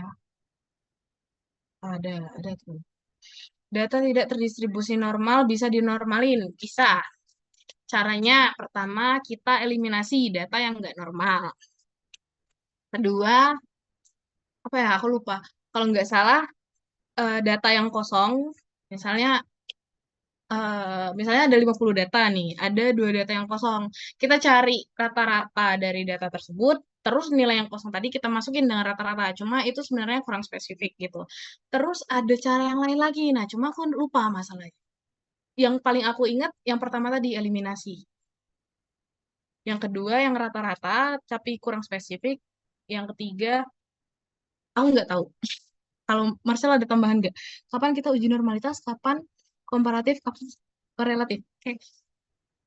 Oke, karena Marcel tidak ada yang mau tambahan, aku mau jawab yang uji normalitas. Kapan? Kapan kita perlu melakukan uji-uji nih? Uji normalitas itu harusnya kita lakukan di seluruh data kita yang numerik, seluruh data numerik kita. Karena syaratnya tadi adalah datanya kontinu kalau Kolmogorov. Jadi uji normalitas ini kita cuma mau ngelihat, bukan cuma sih, kita mau ngelihat apakah sebaran data kita normal. Nah, kalau kita udah tahu sebaran data kita normal, kita balik ke tabel uji hipotesis yang pertama tadi. Kita pakai yang di bagian atas tuh, uji-uji yang di bagian atas. Kalau kelihatan, oh udah nggak normal, ya kita turun ke yang level 2. Kalau nggak bisa lagi, turun lagi ke level 3 gitu. Nah, kalau uji komparatif sama korelatif, itu tergantung studi kita, tergantung tujuan dari riset kita. Apakah kita mau nyari berapa berapa kuat sih hubungan A dan B? Itu korelatif. Itu uji korelatif. Kalau kita mau lihat gimana sih apa namanya? Apa ya kalau komparatif contohnya? Gimana sih? Sebentar aku cari contoh dulu. Kalau yang komparatif. Ambil nanti nyariin contoh tadi apa sih? Oh, normalitas ya. Iya, Sebenarnya Cak. yang kosong terus dikasih meannya itu sebenarnya nggak boleh sih. Iya, Kalau setuju. penelitian yang benar itu nggak Asli. boleh, karena itu Setuju. mengubah data. Yang delete oke lah, Oh. tapi katanya tuh ada cara namanya di logaritmain gitu. Ada Ah, dah di transform terus logaritma. iya. Tapi itu tuh katanya jarang banget dipakai di S1 gitu. Biasanya dipakainya S2 kalau nggak S3. Dan emang Iya. harusnya kalau misalnya nggak normal, itu nggak boleh langsung ke non parametrik, tapi harusnya di logaritmain dulu gitu. Tapi kan kalau kita cuma mahasiswa S1, jadi nggak perlu sampai ke sana harusnya mikirin. Setuju. Betul, betul. Ya, aku inget loh. Gitu. Thank you, Marcel. Terus yang komparatif. Oke. Yang komparatif ini balik lagi ke tujuan kita. Biasanya sebenarnya kalau yang korelatif itu cuma ada dua hal gitu loh yang mau kita ukur hubungannya. Variabel bebasnya satu, variabel apa satu lagi? Terikatnya satu. Kalau yang komparatif ini cenderung lebih banyak. Misalnya variabel bebasnya ada tiga. Misalnya obat A, B, C terhadap penurunan suhu tadi misalnya. Yang mana yang paling kuat gitu. Itu yang komparatif. Jadi kalau uji normalitas itu wajib. Kalau komparatif sama korelatif itu tergantung tujuan dari penelitian kita. Gimana, teman-teman?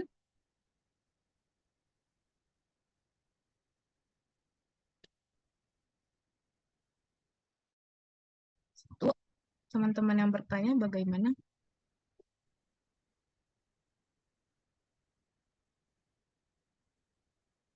Kalau nggak ada, tadi normalin uji normalitas yang nggak normal. Pertama itu dieliminasi. Jadi data yang nggak normal itu dibuang aja gitu. Ya, Kolmogorov itu normalitas. Yang kedua, eh, dicari rata-rata, nilai yang tidak normal itu disubstitut dengan rata-rata. Tapi ini kayak haram gitu. Bukan haram, makruh. Terus terakhir, tadi ada diubah logaritma. Pokoknya lebih rumit ini ya, prosedurnya. Dan aku nggak diajarin juga sih bagian ini. untuk pengubahan datanya. Dan gitu. Yang kita tahu sejauh ini tiga ini aja. Jadi kalau yang normal uji hipotesis yang mana dan yang nggak normal yang mana? Yang normal itu yang di level pertama tadi loh guys, teman-teman. Level pertama aku bilang ini sebenarnya. Nih, ini level pertama. Kalau kalau bahasa aku ya, level pertama ini nih, uji T tidak berpasangan, one way, berpasangan, repeated person. Makanya ada panah nih guys, panah, panah, panah. Ini menunjukkan kalau mereka ini tidak normal, turun ke bawah. Man Whitney, Kruskal, Witthusen, Friedman, Spearman, gitu. Gimana? Ini semua level satu. Kalau nggak normal turun ke level 2 yang ini. Kalau nggak normal lagi turun ke level 3 gitu. Gimana? Oke. Seru ya. Ini bisa lanjut nggak kita teman-teman? Bagaimana? Kita lanjut ke, kita lanjut dulu ya. Tadi sampai mana tadi? Tadi sampai sampai Kolmogorov kan. Aku bisa lanjut ya. Satu, dua, tiga. Oke, kita lanjut ke uji hipotesis dua sampel bebas. Artinya kita bakal ngecek ini nih. Dua sampel atau dua kelompok terus bebas, tidak berpasangan. Jadi kita bakal ngecek ini uji tes independen, Man Whitney, sama Chi-square. Nah, sebenarnya kalau SPSS itu langkahnya aja sih, ya kan yang bikin bingung, karena kita sering lupa. So, pertama kita bakal coba yang di tes independen dulu. Langkahnya itu sebenarnya lebih kurang sama. Pertama, kita cek apakah datanya normal. Kedua, kita buat H0, H1. H0 itu yang tidak ada perbedaan signifikan. Yang satu itu yang ada perbedaan signifikan. Habis itu kita running ke SPSS sambil menentukan uji apa yang mau kita pakai. Gitu. Terakhir kita interpretasi. Udah sebenarnya langkah langkahnya itu aja. Cuma panjang ini jadinya kalau di sini. Pertama kita pakai yang t-test dulu guys. Sebentar ada yang nanya. Oke. Namanya apa namanya t-test dulu ya. T-test itu analyze. Kita kita ingat yang tadi t-test itu kan tujuannya adalah untuk mengukur perbedaan rata-rata, membandingkan perbedaan rata-rata. Jadi habis dari analyze, kita masuknya ke sini bagian yang compare means. Habis dari compare means, kita cari yang independen. Nah, nanti ini juga bakal berpengaruh ke yang t-test dependent gitu. Kita ke compare means, terus kita turun per sampel. Tapi pertama kita independen dulu ya, independen. Nah, habis ini kita masukin apa namanya data yang mau kita uji. Pertama, kalau aku itu variabel tes variabel itu aku memakainya data yang gimana ya ngomongnya? Kalau variabel itu aku data terikat atau ya data terikat biasanya. Kalau grouping itu data variabel bebas. Ini variabel bebas, ini variabel terikat. Nah, terus abis itu kita define group dulu. Nah, define group ini kita sesuaikan dengan nilai yang kerja tadi gitu. Karena kerja di bagian sini loh, nggak bisa. Pokoknya karena kerja tadi yang nggak kerja nol kalau nggak salah ya. Yang kerja satu ya kita buat aja nol sama satu gitu loh. Terus misalnya yang nggak kerja satu, yang kerja dua, buat aja di situ ini satu ini dua. Gitu. Sebenarnya itu. Untuk define groups begitu, terus oke. Ya, udah selesai. Nah, di bagian sini di t-test itu kita lihat yang kita baca itu adalah Sebentar.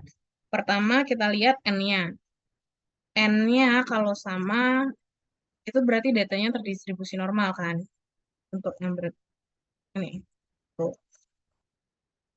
Terus kita bandingkan nilai signifikansi dengan alfa. Ini nilai signifikansi.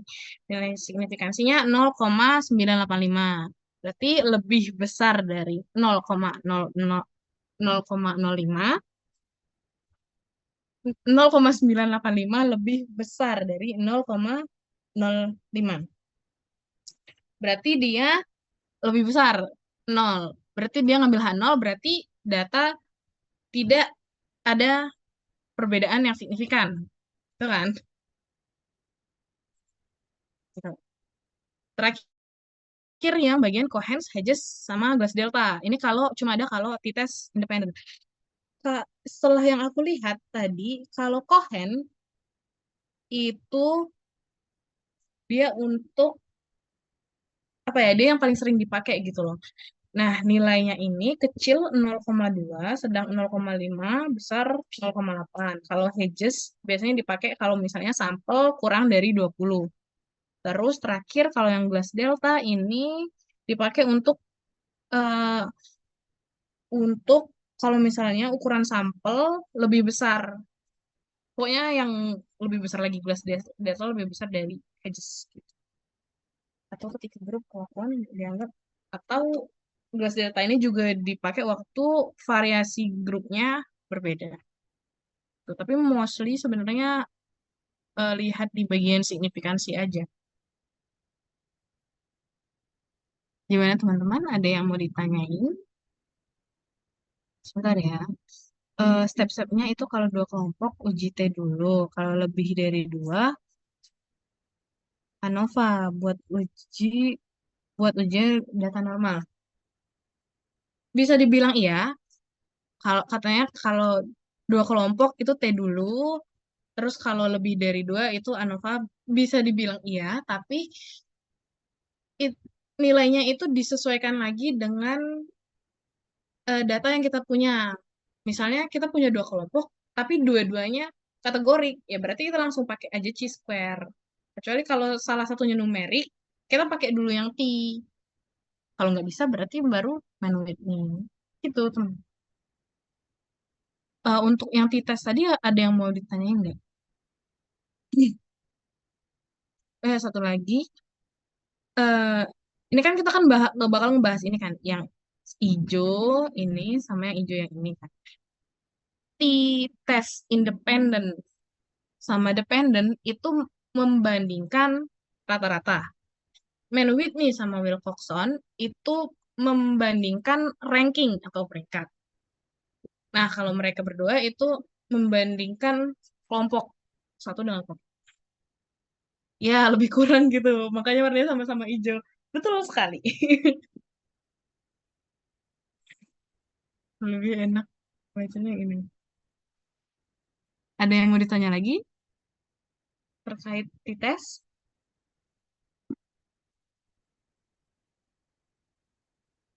Aku udah buat ini juga kok di drive ini.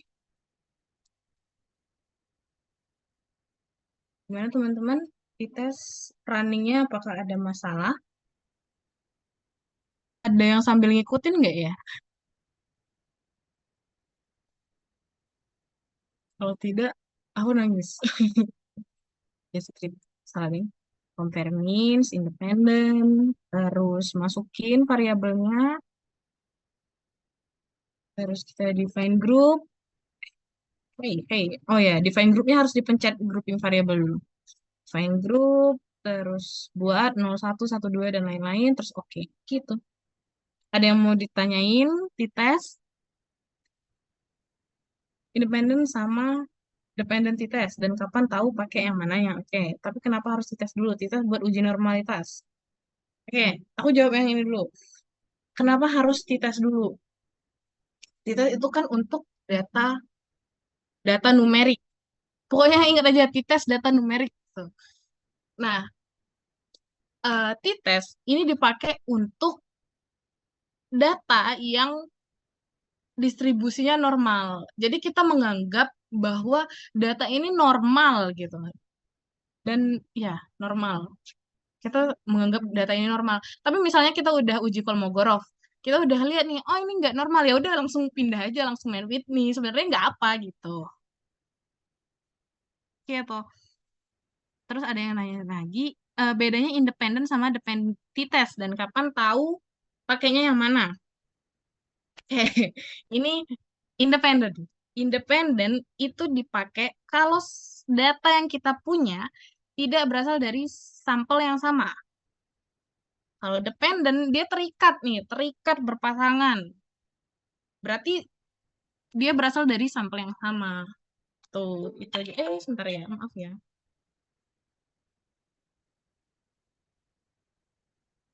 Gimana? Ada pertanyaan lagi?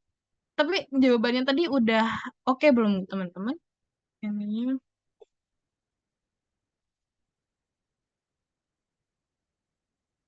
ya lanjut. Yang nanya normalitas gimana? Udah aman? Jadi intinya kalau datanya numerik, itu pertama anggapannya itu datanya normal. Gitu. Kalau anggapannya normal. Kalau mau ngecek, bukan kalau mau ngecek sih, cek aja datanya. Kalau misalnya normal ya lanjut pakai apa namanya tadi? Sorry, lanjut kalau normal lanjut dites gitu. Kalau nggak normal boleh langsung main with me, nggak perlu dites dulu. Tenang saja, aman. Gimana? Ih, sebentar guys.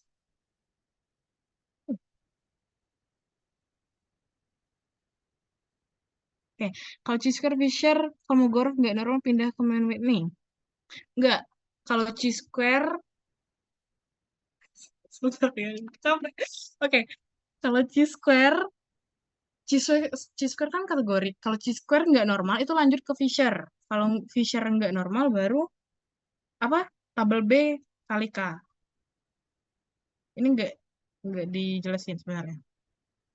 Tapi kalau misalnya Square nggak normal, dia nggak bisa naik ke main with me. Dia harus turun ke bawah. Dia haram. Sorry, sorry.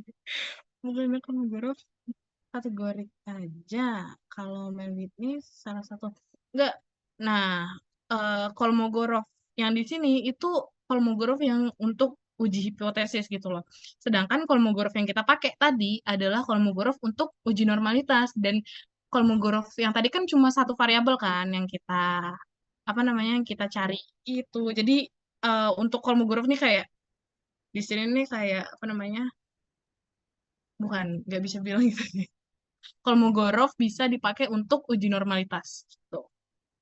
Gimana cara nentuin variabel terikat sama variabel bebas? Oke, kalau aku nginget variabel bebas itu variabel yang kita mainin. Sabab, sabab, sebab, sebab, bebas, sabab, sebab. Jadi variabel bebas itu yang menyebabkan sesuatu berubah pada variabel terikat.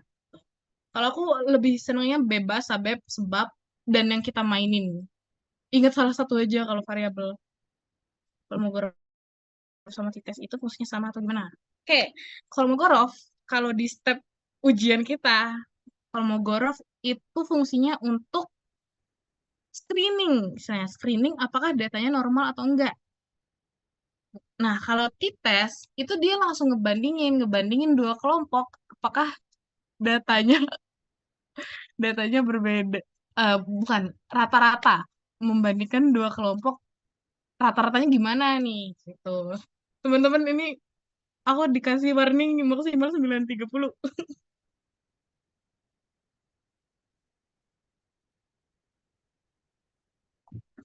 Gimana? Ada yang mau ditanya lagi? Ya,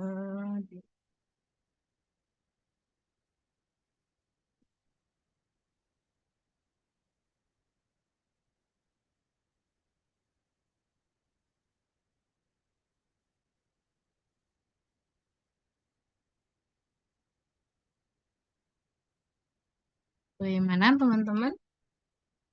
Ada yang mau ditanyain lagi? Kenapa Jisker ke Fisher ke Kolmogorov gak ada tanda? Jadi agak bingung. Berarti kalau Jisker nggak normal lanjut Fisher gitu. Iya, betul. Kalau Jisker nggak normal, Fisher nggak normal, turun lagi. Ya, udah. Ada lagi yang mau ditanyain, teman-teman? Ini kita baru satu, teman-teman. Kita selesain seenggaknya yang ini dulu ya. Yang bebas. Parameter normal nggak normal chi-square. Cari ya. Syarat uji chi-square. Tuh, cari. Eits.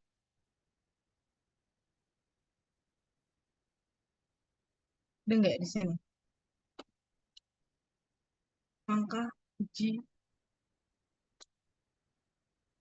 Sebentar, kita cari di sini.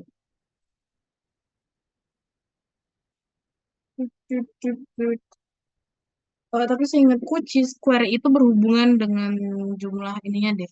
Jumlah datanya. Ini yang kurang dari 20 sampai 40 sama di atas 40.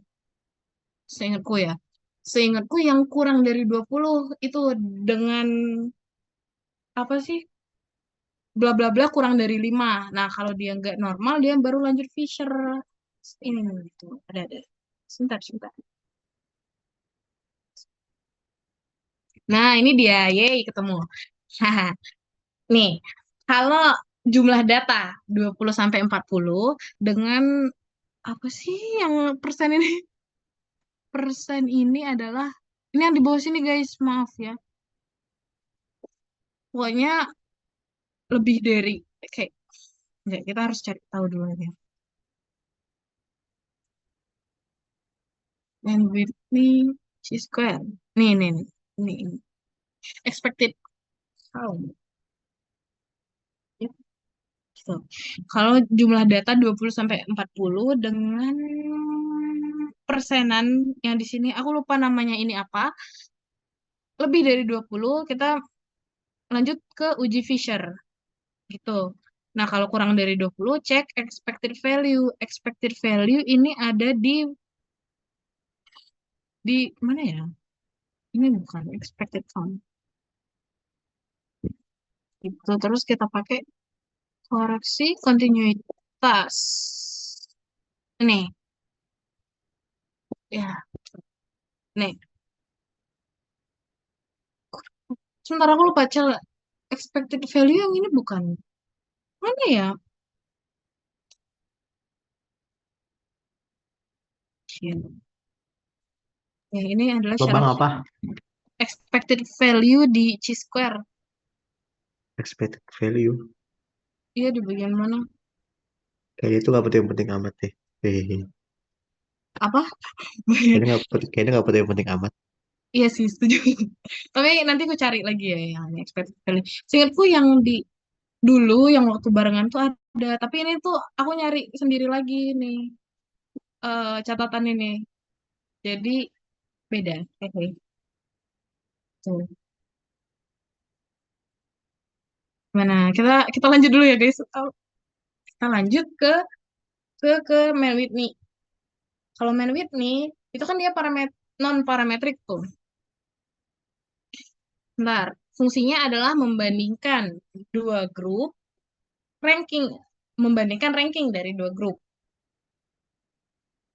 Berarti, oke.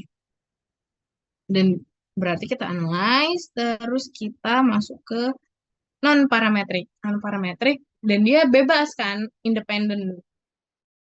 Kita pencet yang independen. Jeng, jeng. Nah, terus kita masukin test field-nya ini adalah variabel umur ibu, variabel sebab, variabel bebas. Kita masukin, terus grup ini adalah variabel terbatas, terikat. Aku tadi ngeceknya anak, tapi buang aja nih. Kita buang. Kita coba yang apa ya, Asia. Kita coba ASI mana sih? ASI. Terus kita run. Oh ya, tapi nanti non parametrik ini nanti munculnya di sini dulu di objektif. Terus kita geser ke field, kita geser ke field, terus baru ketemu yang ini, guys. Maaf ya, muter-muter. Kita ketemu yang di test field. Test field ini adalah variabel bebas. Groups ini variabel terikat. Habis itu kita run, udah muncul. Nah, ini. Jujur aku paling seneng yang ini karena dia tuh langsung ada tulisan ini retain, pertahankan. Kalau apa tolak H0 dianya nanti reject. Gitu. Terus yang dilihat lagi apa lagi ya di sini? Di sini udah. Dia dapat dari nilai signifikansinya. Balik lagi ke prinsip yang di tabel tadi. Kalau P lebih besar dari 0,05 gimana, kalau lebih kecil gimana? Ada yang mau ditanyain, Man Whitney? Kalau gunanya cross tabulasi. Cross tabs itu nanti chi-square, teman-teman. Karena chi-square kan nanti kan square ya, kuadrat 2 kali 2. Nah, cross tabs, silang gitu. Oh, nyambungnya gitu.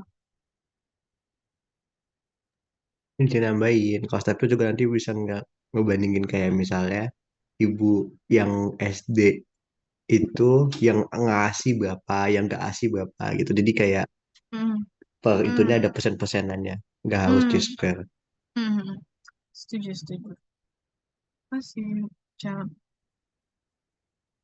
Ada yang mau ditanya nggak? Man Whitney dulu deh, teman-teman. Cut, cut, cut.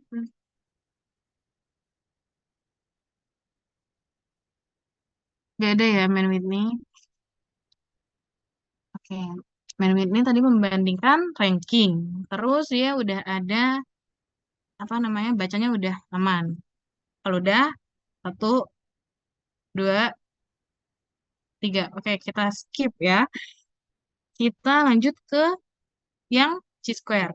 Kalau chi-square dia ini menguji apakah ada hubungan antara dua variabel kategori atau untuk menentukan apakah distribusi frekuensi dari suatu variabel kategori sesuai dengan distribusi yang diharapkan. Dari analyze, kita masuk ke descriptive statistik. Kita lanjut ke cross tabs, terus kita masukin.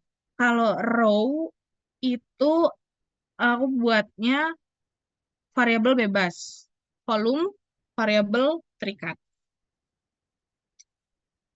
Habis itu di sebelah kanan ini dicek, cek, sebentar, di bagian kanan tulis statistik. Statistik centang yang chi-square, yang nominal, ini aku pakai aja sih, yang nominal. Tapi ini bebas, mau centang yang mana aja. Yang penting chi-square-nya dicentang. Habis itu sales kalau nggak salah. Sales counts-nya ini observe dicentang, expected dicentang, percentages-nya row aja, terus count sale. Tuh, terus continue. Habis itu langsung aja oke. Jeng jeng. Tuh, muncullah ini. Di chi-square kita pertama membaca n-nya. Ini, n yang ini. Atau ini nih, n ini. N-nya adalah 50. Gitu. Kalau tadi lebih dari 40, dia cek ini continuity correction-nya di bagian sini nggak sih? Iya, 0,09. Terus dibandingkan 0,09 ini yang dibandingkan dengan alfa. Berarti 0, lebih kecil ya. Lebih kecil berarti kita H1 yang diambil gitu. Kalau misalnya N-nya itu 30 deh. 30 kita cek persenan yang di sini.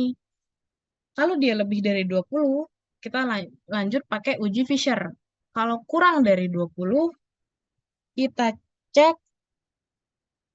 ininya lagi. Continuity correction di bagian sini. Gitu. Terus kalau N-nya 10, langsung cek mana ya expected value. Nggak ada. Mungkin datanya harus langsung 10 langsung kurang dari 20 gitu untuk muncul expected value gitu teman-teman. Ada yang mau ditanya? Right chi square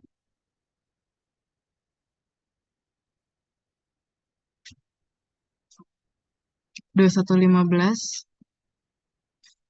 Ini mau dilanjutin dulu nggak atau boleh sambil lihat catatan? Aku kirim catatannya di teleponin aja ya. Tunggu, tunggu, tunggu.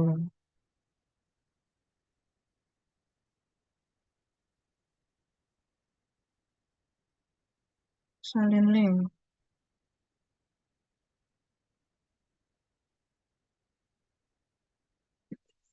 Alat terang TS. Oke, kita lanjut dulu. Eh, kita lanjut di apa yang satunya? Dua kelompok berikatan ya. Dua kelompok terikat. Pertama, kita bakal main paired t-test. Paired t-test itu syaratnya pertama apa namanya? Terdistribusi normal. Kedua, datanya harus berpasangan. Oke, makanya ada apa tadi? Makanya ini dikasih tambahan ASI setelah sama ASI aja gitu. Nah, di t-test ini kan kita membandingkan rata-rata kan. Berarti balik lagi kita analyze, kita cari compare mean sama kayak yang t-test independen tadi. Kita masuk ke paired sample t-test sama aja paired sample t-test, t-test dependent, t-test berpasangan sama aja. Kayak bingung. Nah, variabel satu kita masukin yang sebelum, variabel dua kita masukin yang setelah. Habis itu ini udah apa namanya? Udah template gitu. Udah ada dari sananya terus langsung oke aja gitu. Nah, di t-test kita bakal melihat aku lupa deh, kita bakal melihat melihat apa ya? Nilai signifikansinya ya sih. Nih, signifikansi to detail. Ini langsung dibandingin aja sama alpha tadi 0,05 gitu. Kalau lebih besar, ini karena dia lebih kecil berarti dia pakai H1.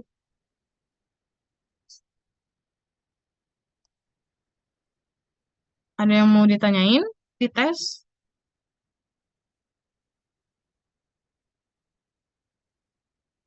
Oke. Alpha tuh emang harus konstan 0,05 untuk semua penelitian. Alpha itu em, dia berhubungan dengan apa ya, apa ya yang persenan kepercayaan diri kita terhadap penelitian kita gitu. Nah, dia ini kalau nggak salah bisa di ini. Jadi istilahnya ini kan kepercayaan kita terhadap penelitian kita 95% kan. Nah, berarti kita punya ruang 5% nih untuk salah yang dibilangnya gitu kan. Kalau misalnya kepercayaan diri kita ini 96, berarti alfa kita 0,04. Sebentar, aku mau liatin yang di bagian mana ya? Means dia itu bisa diganti di sini kalau nggak salah. Nih, 95%. Ini bisa kita naikin, bisa kita turunin, tergantung kepercayaan diri kita. Istilahnya gitu. Tapi kebanyakan untuk kedokteran itu alfanya 0,05. Confidence interval, betul. CI. Gimana? Ada yang mau ditanyain, teman-teman? Ya. Oke, lanjut. Ini udah dites. Oke, berarti kita lanjut ke Wilcoxon. Wilcoxon itu dia non parametrik pertama. Terus dia membandingkan peringkat dari dua kelompok yang saling bukan dua kelompok. Sorry, sorry. Aku lain. Membandingkan peringkat dua dua hal dari satu kelompok. Gitu ya. Pertama dia non parametrik, terus dia mengukur peringkat non parametrik dan dia terikat kan, jadi related. Related. Di situ kita masukin ini, setauku ukuran apa maksudnya, ukuran urutan. Jadi misalnya sesudahnya duluan boleh, harusnya ya. Enggak sih. Yang pre-test terus post-test aja. Pre habis itu post. Habis kita masukin dan dia cuma bisa dua gitu loh. Jadi saklek harus dua. Terus langsung run. Di Watson ini kita lihat salah guys, maaf. Ini langsung Magrimer ya. Sorry. Di Wilcoxon ini adalah bedanya sebentar. Sebentar, sebentar, sebentar. Oh iya, betul. Aku salah tadi. Wilcoxon itu dia bisanya eh salah bro. Sorry. Parametric related. Tunggu ya. Sebentar. Uji ini mau untuk data. Oke, sorry. Jadi Wilcoxon tadi kan untuk data yang ordinal. Nah, salahnya di situ tadi. Makanya dia langsung apa tadi? Dia langsung McNemar tadi. Jadi dia pakainya setelah HB sama setelah fancy. Itu McNemar itu ordinal atau data yang tidak terdistribusi normal. Ya. Nah, dari sini non parametrik ini juga enak ngebacanya. Decisionnya udah ada. Terus signifikansinya langsung disesuaikan sama alpha aja. Udah, sebenarnya udah reject null repetition. Terus apa namanya langkah Wilcoxon ini sama dengan McNemar. Jadi makanya tadi langsung muncul McNemar karena jenis datanya gitu. Pilih gitu ya, sorry.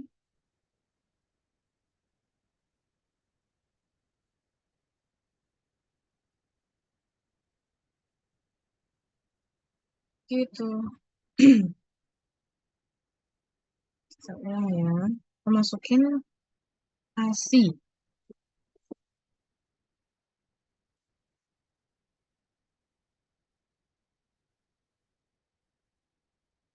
Ups. Kita masukin ASI. Ini yang untuk McNemar. McNemar juga ada. Habis itu dia ada tabel gini, guys. Nah, tabel ini sebenarnya aku lupa bacanya gimana.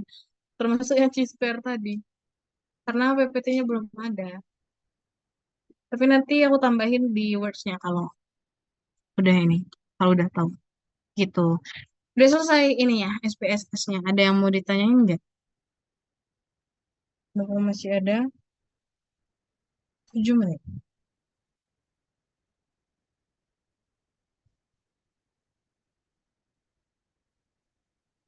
Ada yang mau ditanyain lagi? Sepertinya sudah capek kita. Sudah lelah.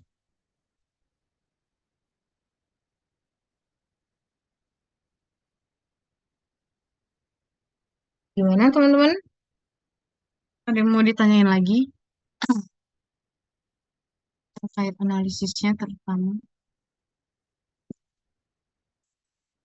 Nah, ada lagi itu. Kalau yang Friedman. Friedman. Friedman ini aku belum tahu karena belum diajarin. Eh,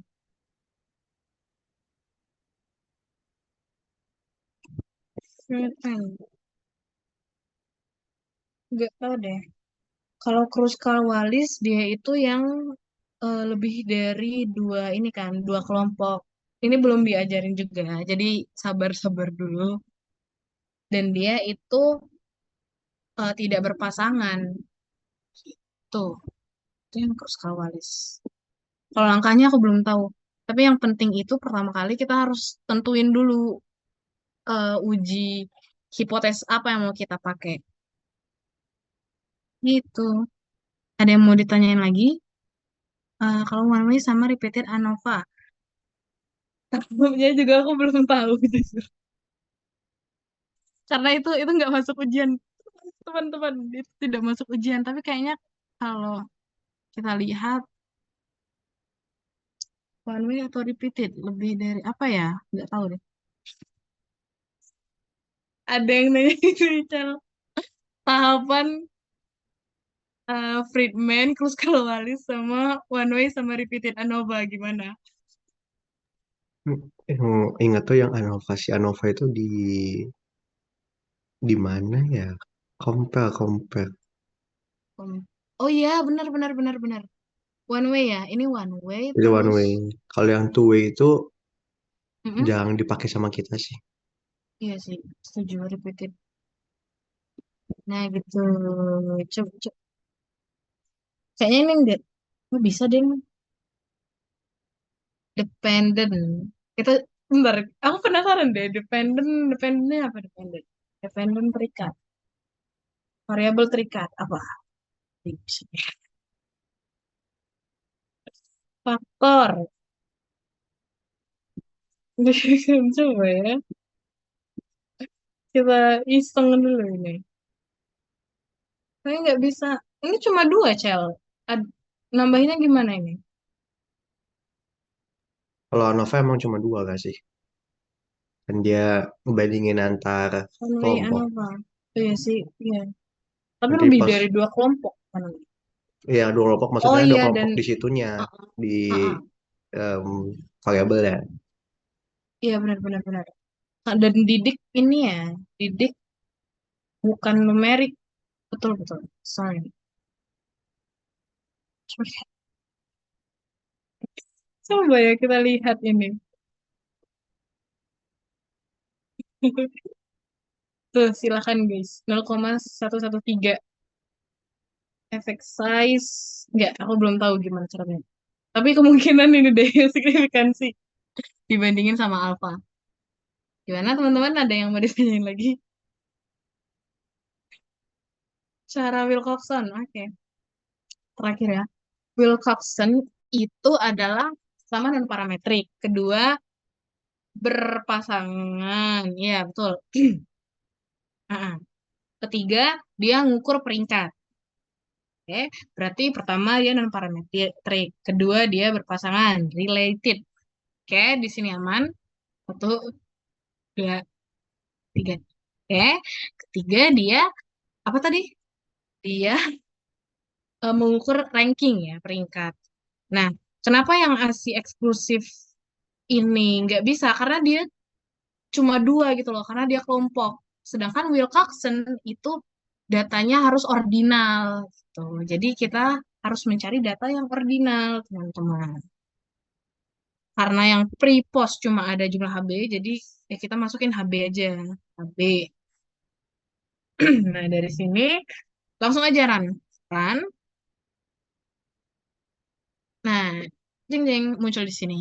Kita langsung lihat aja reject di Hano berarti H1, berarti ada hubungan. Ada hubungan nggak? Ada. Ah, ya, ada perbedaan peringkat antara eh, sebelum, bukan, ada perbedaan peringkat sebelum intervensi dan setelah intervensi terkait pemberian ASI eksklusif. Gitu. Gimana? Ada lagi yang mau ditanyain? 1 menit lagi. Berarti ini Litrep sama Mendeley nggak usah dibahas ya. Intinya dari semua uji yang dibaca itu signifikansi untuk menginterpretasi. Iya, aku setuju. Pertama lihat signifikansi dulu, terus kedua di kayak Fisher, Chi-square tadi. Kita juga lihat yang bagian apa sih tadi? Yang persenan itu kita lihat. Tapi secara garis besar betul kita lihat signifikansinya dulu dan bandingin dengan alfa. Udah, itu aja. Untuk interpretasinya itu aja yang sangat-sangat penting. Iya. Ada yang mau ditanya lagi?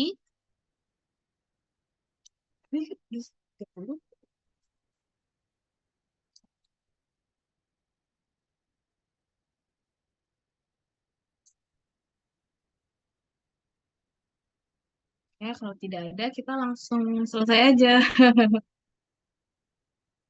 Kalau mau chat, kayaknya belum bisa. Kalau mau chat atau diskusi lebih lanjut, boleh teman-teman. Ini aku langsung closing statement aja ya. Nah, terima kasih teman-teman yang sudah datang dan membombardir saya dengan pertanyaan. Seru deh tapi diskusinya. Semoga apa ya? Semoga yang aku sampaikan benar sih. Jadi kita bisa pede dengan ujiannya. Oke, kalau mau ada yang mau ditanyain lagi boleh chat aja aku. Insya Allah langsung dijawab. Enggak sih, enggak janji. Makasih teman-teman sekali lagi. Semangat ujiannya. Selamat istirahat teman-teman. Dan ini harus live manual apa gimana, Cel? Nah, Cel, makasih, Cel. Oke, bye. Thank you guys. Nanti kalau misalnya kurang Makasih. kita lanjut ke bab 2 sama Nandini lagi. Makasih, bye. Boleh, makasih. Recording stopped. Nah.